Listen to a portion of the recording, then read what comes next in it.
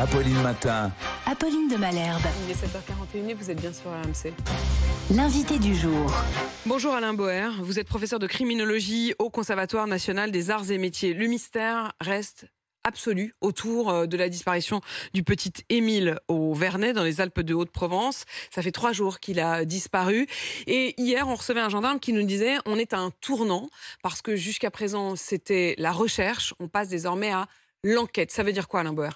C'est-à-dire que d'abord, il y a l'urgence. L'urgence, c'est retrouver le plus vite possible avant la fameuse règle des 48 heures qui est pour un enlèvement, une disparition, un élément où on n'a aucune réponse potentielle aux raisons d'un départ. Le fait qu'on dise 48 heures, c'est absolument essentiel. On s'est fixé cette règle, elle est américaine, et elle correspond à 90% des cas. Dans 90% des cas, soit on retrouve quelqu'un, soit on a une trace de quelqu'un. Dans les 48 heures. Soit on considère qu'on entre dans une affaire plutôt criminelle et on passe de la recherche à la scène de crime. Et d'ailleurs, c'est ce qui se passe. C'est-à-dire que l'enquête, elle ne piétine pas, on va dire plutôt qu'elle commence d'un point de vue, cette fois, pénal, avec une logique qui n'est pas on retrouve quelqu'un qui s'est égaré ou qui a disparu, mais on entre dans les 4 hypothèses. La fugue, il est trop jeune dans ce cas précis pour qu'on entre dans cette affaire, mais on a 3 autres cas au moins, 2 Américains, 1 Australien, d'enfants très jeunes retrouvés après 2 ou 3 jours parce qu'on avait mal cherché, mal regardé ou qui s'étaient tellement bien dissimulés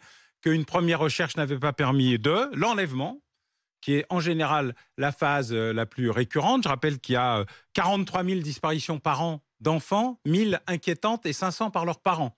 Donc, il faut toujours être très zen dans cette affaire. L'accident dissimulé, l'enfant a été accidenté, bousculé, une voiture l'a projeté et plutôt que de constater l'accident, on cache l'accident, on le dissimule, on cache le corps et un jour on le retrouvera peut-être.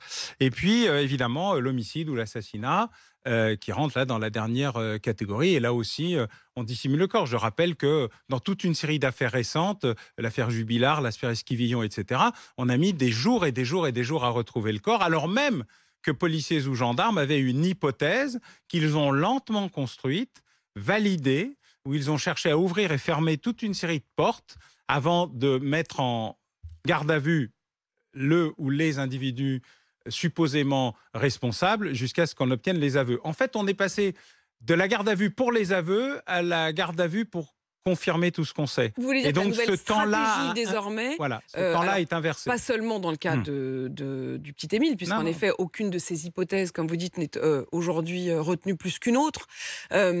Mais dans la construction des recherches, aujourd'hui, on ne met pas en garde à vue spontanément la moitié d'un village en se disant on va tenter de leur faire avouer si jamais ils ont quelque chose à dire.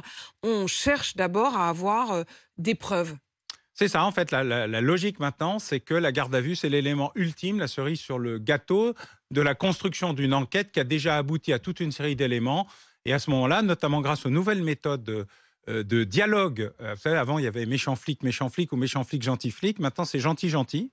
C'est-à-dire qu'on tire par empathie le fait d'avouer comme un soulagement et pas comme une contrainte, ce qui évite ensuite... Et c'est plus efficace ?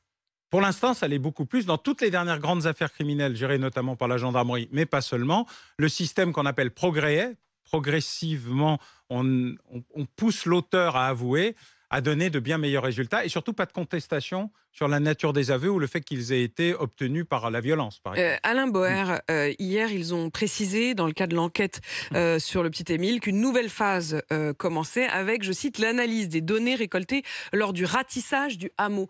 Ça peut être quel genre de données récoltées ? Alors, il y a beaucoup de données qui sont liées à la localisation. Depuis la modification de la loi, désormais, dans le cas d'une affaire grave, on peut utiliser, par exemple, toutes les coordonnées téléphoniques, toutes les reconnaissances de plaques d'immatriculation si elles sont passées dans un espace où il y avait un contrôle. Et puis surtout, on va mettre dans les logiciels d'analyse criminelle, qui sont de plus en plus développés, l'intelligence artificielle arrive aussi, toute une série d'éléments qui pour l'instant sont composés d'auditions et de relèvements d'éléments, de traces Ils disent avoir divers. fouillé l'intégralité des maisons du hameau, par exemple. C'est ça, et on va mettre tout ça dans le logiciel. Le logiciel va brasser et donner un certain nombre d'éléments d'indication, d'incohérence, de validation, de temporalité aussi.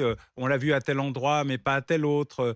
Quels véhicules sont passés ou ne sont pas passés. Des éléments qui sont tellement divers qu'ils ne ressemblent à rien comme une sorte de grand puzzle décomposé, et où tout d'un coup la machine va dire ah oui, mais ces deux pièces-là, elles vont ensemble et elles peuvent ouvrir une piste. Vous évoquiez les disparitions inquiétantes récentes. Habituellement, on voit les parents. C'est vrai que là, ils sont assez discrets.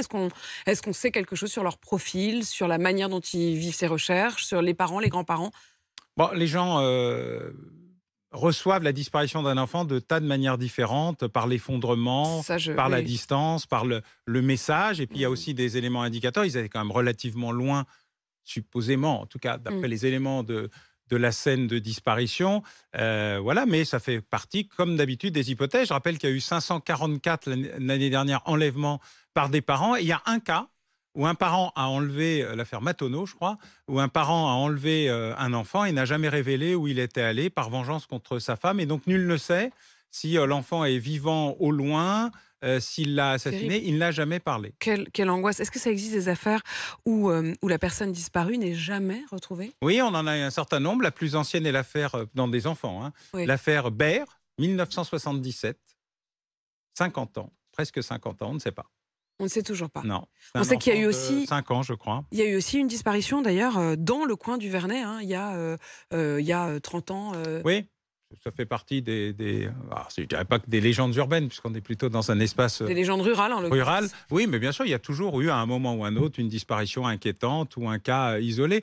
En général, il faut savoir qu'en France, tous les ans, il y a 1 millier de personnes qui sont enterrées sous X, dont on ne relève pas l'identité ni l'ADN, malgré la loi. Ou dont on relève l'ADN, mais qui ne correspond à rien. Mais non, on ne le fait pas chercher parce que ça coûte trop cher. La loi n'est pas allée jusqu'à l'obligation non seulement de relever, mais d'identifier. Et donc, on a un outil qui est désormais extrêmement utile, qui est le FNAEG, le fichier national des enquêtes, des empreintes génétiques, qui permet de retrouver beaucoup de monde parmi ceux qui sont disparus, mais qu'on n'utilise pas à fond et qui permettrait d'éviter de continuer à chercher ou à s'angoisser dans un certain nombre d'affaires qui pourtant auraient pu être solutionnées depuis longtemps, juste par une bête raison comptable qui fait qu'on a laissé la charge aux communes. Parce que ça coûte trop d'argent et que les communes ne le font pas. Ça coûterait 250 000 euros, 1000 par 250. On a encore envie de croire au miracle dans le cas d'Émile. Et c'est arrivé, il y a eu quand même des enfants qui ont été retrouvés, vous nous le disiez. Au bout de 3 ou 4 jours, oui. Donc on peut encore espérer. Alain Boer, professeur de criminologie au Conservatoire national des arts et métiers. Et vous avez écrit Au bout de l'enquête, les plus grandes affaires criminelles passées au crible. Vous l'avez écrit avec Marie Drucker. Merci d'être venu nous expliquer tout ça. Il est 7h49. À suivre dans Apolline Matin sur RMC. Et justement, celui qui nous explique tout, y compris les moustiques, c'est Nicolas Poincaré. Oui, tout sur la progression du moustique tigre. Dans un instant, je vous dirai notamment comment ne pas se faire piquer. À tout de suite.